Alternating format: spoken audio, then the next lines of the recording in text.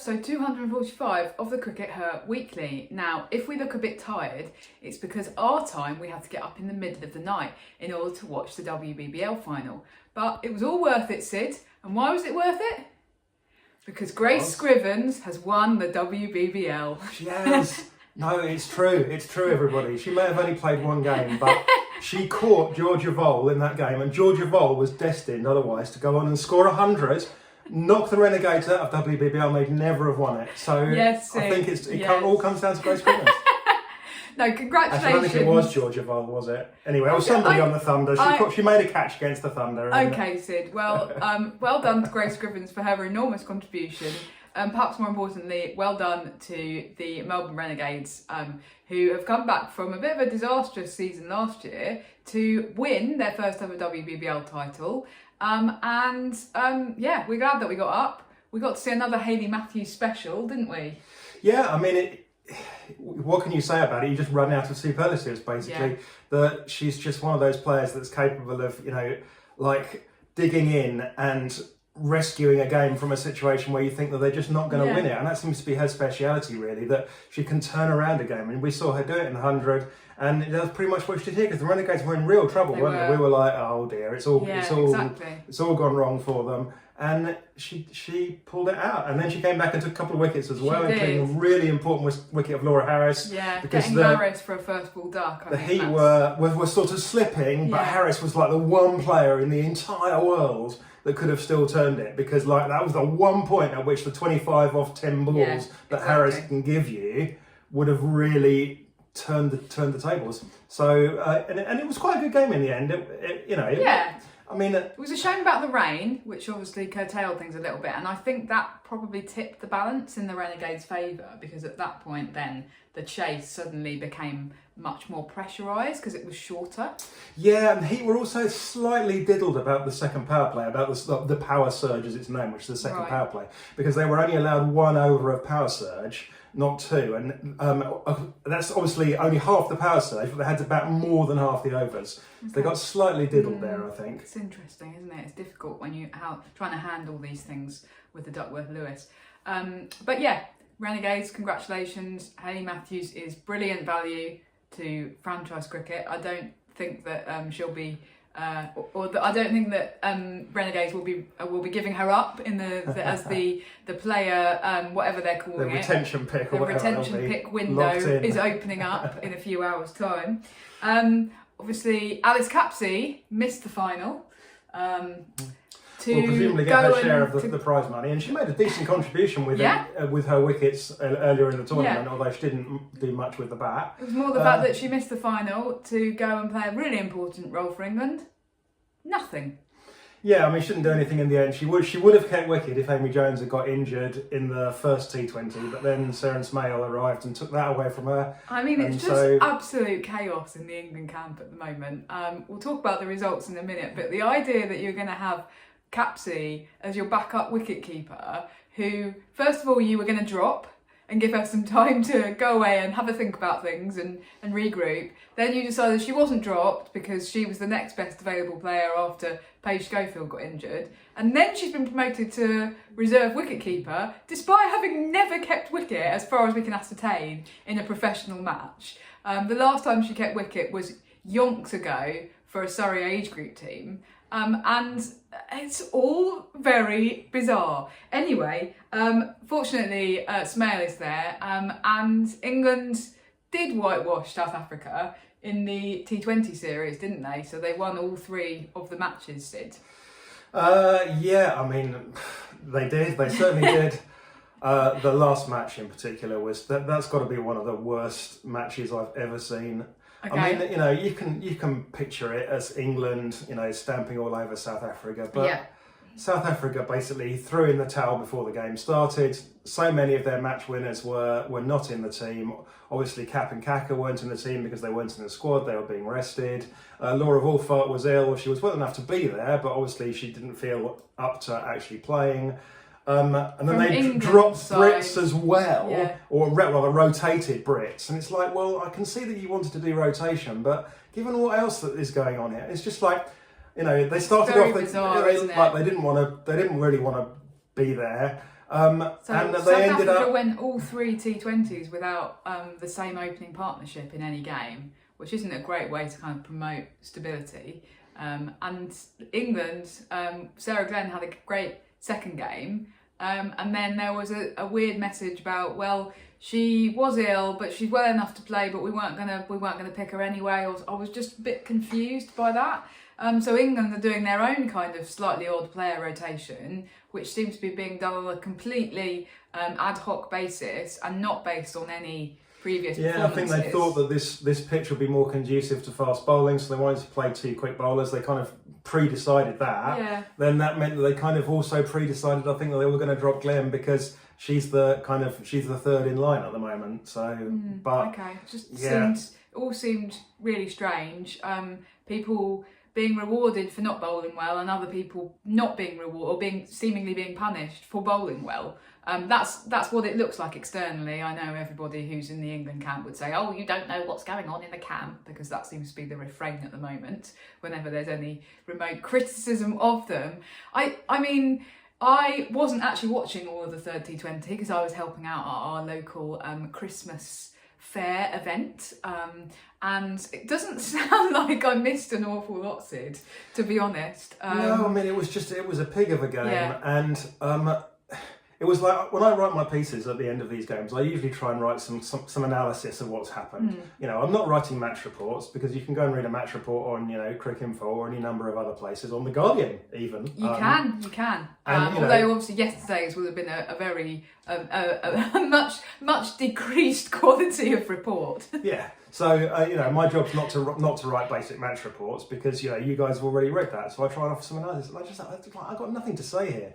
There's you can't analyse this. I mean, yeah, England, you know, hit runs quickly, but then they hit runs quickly. I mean, why not just play them against the local girls under 13 second 11? Can I just say, I've realised I've made it sound like I wrote the report for The Guardian despite having not watched the game. Actually, there wasn't a report in The Guardian. Okay, They good, didn't right. I just wanted to make that clear. I thought that The Guardian were going to post a PA report, but they didn't. I was not writing a report having not watched the game, just so we're all clear.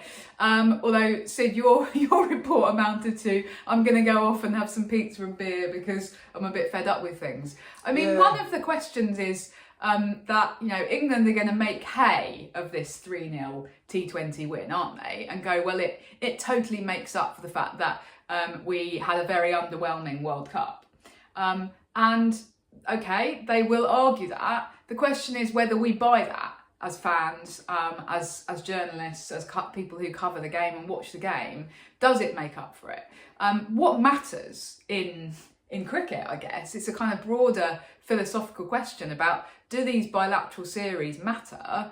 Does that outweigh having had a poor World Cup? Now, I personally don't think it does, because the World Cup was against the West Indies. That was a crunch game, a crunch moment that really mattered. South Africa's crunch moment came in their semi against Australia, and they won. And they got to the final. Okay, they didn't win the final, but they beat Australia. England's crunch moment, they flopped. They bottled it. And you ask, you know, what matters? You know, I mean, you only have to look at the attitude of the England players yesterday. You know, they bowled out South Africa and then they scored their runs really quickly. Yeah. And yet, you know, the England players were clearly they treated it like a training game. They barely celebrated the wickets. You know, they barely celebrated the runs. They were just like, yeah, wicket. I mean, ultimately it was a dead rubber game. But then you kind of think, well, you need to actually get it up a little bit, like, for the sake of the fans who are watching. Yeah, I mean, you know, the television networks are paying for this, and they're paying for content. The television networks are desperate for content, so I mean, to a certain extent, they'll take anything. I'm reminded of the reports recently we saw about some of these Far Eastern gambling networks that are literally showing cricket matches being played in sports halls in Ukraine.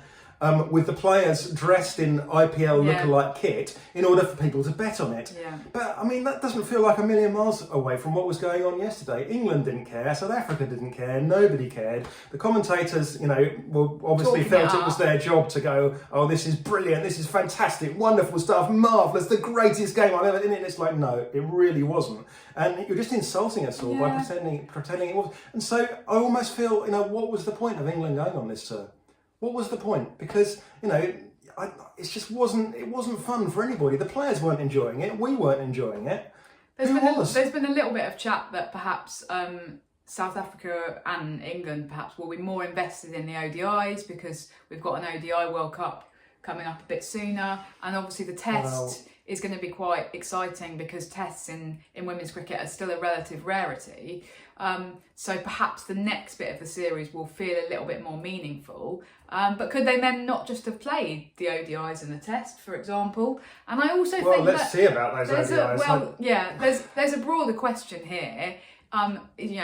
Is bilateral cricket then all about just building up to the next World Cup? And it's the World Cups that really matter, which comes back to our original point of England shouldn't be sat there feeling very nice and smug and happy right now. They should still be looking over their shoulders, going, we bottled it in a World Cup, we haven't managed to solve the problem. And can you actually solve the problem in what we're saying feels like a slightly meaningless bilateral series? Now, one way to have made it meaningful, Sid, actually, this series is being described as multi-format because they're playing all three formats, but there's no point system in place for the Ashes. And it seems like, as there is for the Ashes, and it seems like sides are now, or cricket boards are now going, oh yeah, we will play all three formats and describe it as a multi-format series, but they haven't quite grasped that the thing that makes the Ashes meaningful is the fact that each of those matches does matter. Yeah, and if it was a proper multi-format series, and if people were talking about the points, that actually gives you some way of going, well, it's not all over for South Africa. It's a narrative. They're 6-0 down now, but they could still come back. Yeah, and if they'd been 4-0 down, they would have lost the T20 leg, but they could have gone, well, we really want those 2 points for the third T20. Or win the test, and you take the 4 points from that. So and the test has a certain meaning for England as a warm up for the Ashes. But again, if it's just a warm up for the Ashes, then why are you asking us all to pay money to watch it? I think we're feeling a little bit frustrated, and I guess a little bit tired, in the sense of there just being, it's cricket. It's like a non-stop treadmill. I just feel at the point where I'm saying, it would have been better if they just hadn't gone. Honestly, it was a series too far, and nobody cares. England obviously don't care. I repeat it again. South Africa don't appear to care very much either. I mean, it's quite a radical thing you're saying here, Sid, because what you're saying is you feel we've reached a tipping point with women's international cricket, certainly between like the top 8 sides, where we've got too much and we need to get rid of some of it. Well, if the players aren't bothering to celebrate wickets, then that suggests that it's all a bit meaningless. And how do you expect us to get excited about it, players, if you're clearly so unexcited? If you're celebrating a wicket by sort of raising your finger a little bit in the air? I mean, I guess partly it comes down to what we've talked about previously. They're probably tired. A lot of these players have gone straight from the World Cup to the WBBL. From the English season to the... from the English season to prep for the World Cup, to the World Cup, to the WBBL, and then straight into this South Africa series. They've got the South Africa series. They've got a brief Christmas break, but a long haul flight back to England, brief Christmas break, and then a long haul flight to Australia.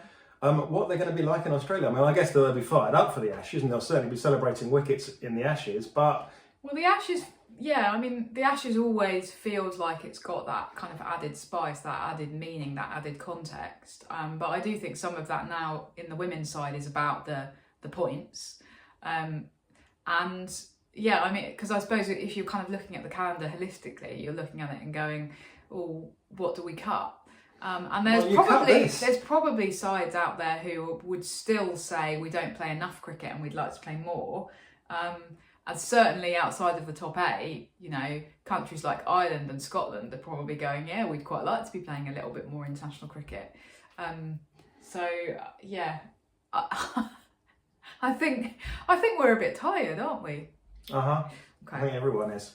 Yeah. Okay. Closer to home, Sid, this week, we have now got the full domestic fixtures for our next English summer, the summer of 2025. Now, I think we talked a little bit about this last week because we did get the T20 fixtures and the kind of Women's FA Cup fixtures. Yep. But we've now got the 50 over fixtures. So we've got a full idea of what the calendar looks like. But I guess more importantly, it feels like the 50 over stuff is a greater test for equality, because the counties can't turn around and just go, well, the women are playing loads at the home ground because they're all double headers. Now, obviously, some of the T20s are single headers, but the overwhelming majority of them are double headers, right? So this is the real test for equality. And actually, you know, we're up against volume again. We've just been talking about that because Beth Barrett-Wild reckons that next year, across tiers 1, 2 and 3 of women's county cricket, we're going to have 335 fixtures. I haven't checked her maths on that, so I'm just going with that number, but flipping heck, it's a lot. First of all, I don't think we're going to be able to watch all of them now. That's a shame. I don't have anything else to do with my life other than watch back-to-back women's 1, 2 and 3 women's county cricket.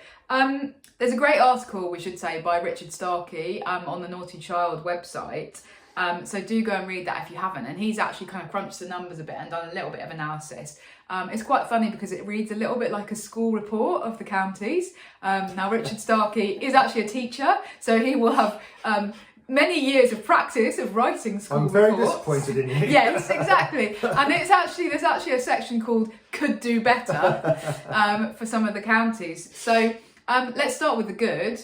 Essex and Durham are both playing almost all of their women's fixtures at the main county ground at Chelmsford and Chester Street. If you look at tier 2, then Gloucestershire, Northants, Kent and Sussex are all playing almost all of their matches at the main men's, can't call it men's county ground anymore, the main women's and men's county ground. So there are some good examples of equality. In terms of the kind of could do better, one thing to say is there are still a lot of TBCs, there are still a lot of gaps, and it's a logistical nightmare trying to put this schedule together. Some of the counties not doing particularly well in terms of the women not playing a particularly big amount of matches at their home ground. So Hampshire, Lancashire and Notts are the ones who seem to be trying to kind of farm that out to various outgrounds and also playing matches not in their own counties. But the big one, the big problematic one seems to be Surrey, who actually 6 out of 11, I think, of Surrey women's home, in inverted commas, one day 50 over fixtures are going to be played at Beckenham and none at all at the Oval. What do you make of it, Sid? Well, yeah, I mean, for those that don't know, Beckenham is, well, actually, technically, Beckenham's in London these days. Yeah. But traditionally, Beckenham is part of Kent.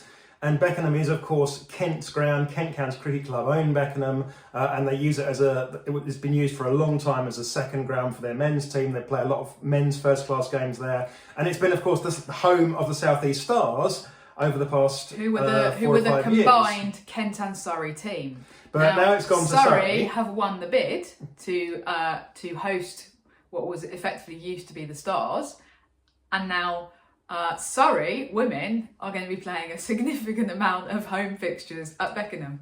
Yeah, it's odd. I mean, we do know, we heard kind of off the record that they wanted to use Guildford a bit more because Guildford is in Surrey, but Surrey County Cricket Club don't own Guildford, so they don't have first call on it. Yeah. And Guildford Cricket Club have their own fixtures to play and their own worries about not wanting to have the ground used for exclusively by Surrey. Yeah, it's not a Surrey ground. It's Guildford Cricket Club's exactly. ground. So they weren't able to play at Guildford. There are very few other options. One of the other options was playing at a place called Reed School, which is a public school, in other words, a private school in the area. A lovely ground. Beautiful in terms ground. Of the actual ground itself. Terrible, non-existent. No real facilities because it's designed. It's designed as a facility for an all-boys public school. Exactly. So very basic changing facilities, almost non-existent toilet facilities. Last time we went there, the toilet facilities were boys' toilets, and they were literally in the changing room. Yeah. So where the girls had to get changed, there were literally men's toilet facilities in that room. Yeah. So we're up against a kind of practical constraint here. So they've Sarah's obviously perspective. gone to Kent and gone, you know, well, can we use Beckenham? And Kent have gone, well, what's there to lose for Kent? Presumably Surrey have paid them, I mean, Surrey almost certainly paid them some money. Of course they will for have, this. yeah, of course. But Kent also have nothing to lose because it actually makes Surrey look bad and Kent look good, right? Well, this is what, after I thought about it for a couple of days, I thought, hang on a minute, I think that Kent have actually played a blinder here. Now, Kent messed up with the tier bidding stuff, okay? So I do get a little bit fed up of people coming along and it's outrageous that Kent were not awarded a tier 1 bid, because they literally had their CEO a couple of weeks before the bidding process opened going, oh, we can't really afford to host a women's county team, and basically trying to run a crowdfunding campaign to support it.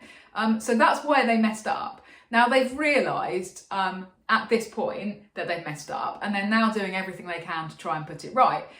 So you know, they're making a big noise about announcing their squad for next year. They're really trying to strategically position themselves as the team to be added to tier 1 in 2029. Yep, definitely. And one of the ways that we think that they might be trying to do that actually is waving at the ECB and going, well, look, if we were in tier 1, then the Kent women's team could be playing at Beckenham, and it's such a great facility that Surrey want their women to come along and use it. And actually, that's a bit ridiculous, isn't it, ECB? That Surrey are almost like neglecting their women's team, not putting their women's team at the Oval, that they're going to have them come and play at a ground in Kent. I mean, that's just mad. So from a Kent perspective, it's actually kind of win-win, really. Yeah. I mean, you know, we were talking about Surrey not really having options. Obviously, the option would have been for the women's team to play more at the Oval and then boot the men's team off, right? Yeah, I noticed that the men's team isn't playing at Beckenham. Exactly, and that's what this comes down to. I'm sympathetic to the fact that these are a whole load more fixtures that counties are having to negotiate and fit in, and that it is tricky logistically. But what we talked about last week, and what Beth Barrett-Wild kind of said, was that this money for the tier 1 counties needs to be spent in a way that promotes equality for your men and your women. And the way that Surrey and a couple of these other counties are acting, that doesn't really seem to be right. Now, we were actually sent the questions that were in the original bidding process, okay? And one of the things that counties had to say when they were submitting their bids was, please confirm the principal home match day venue that your women's team will use and the proportion of matches that will be played there, and list all other venues that are likely to host your women's team on a home basis for tier 1 competition matches. So are you telling me that Surrey in their bid said that their women's team were going to, their principal home ground for 50 over cricket was going to be Beckenham? I don't think so. You know, are you telling me that Hampshire's winning bid had, the women playing only, I think it's 3 of their 50 over matches at the, nearly called it the wrong name, at the Utilita Bowl? I would find that quite difficult to swallow, actually, if that is what had happened. So some of this, you do feel that the counties are retracting on the commitments they made. Now, whether the ECB are looking at it and going, well, Beckenham's still a great facility, Arundel's still a great ground for Hampshire to play at, and, so we're not going to actually do anything about that.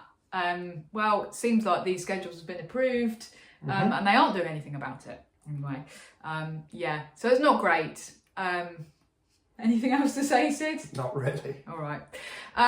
Finally, this week, just briefly, I've got a new research report that was released yesterday on Saturday the 30th of November that's actually about women's football.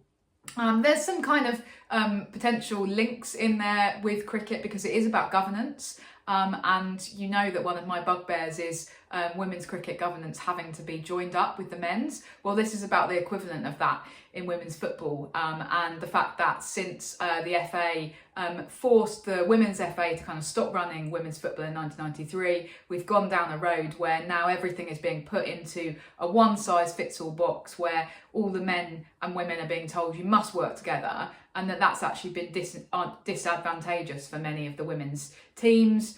and for the role of women within governance overall. So we're going to actually have the next video that runs after this one on YouTube is going to be a little summary, 3-minute summary of the results of my research. So do keep watching if you'd like to know a little bit more about that. Yeah, click on the video. It'll be either there or there. I'm not quite sure which side it'll be. But it'll be one of them. One of them. All right. Thanks everyone for tuning in, and we will see you next week. Bye. Bye.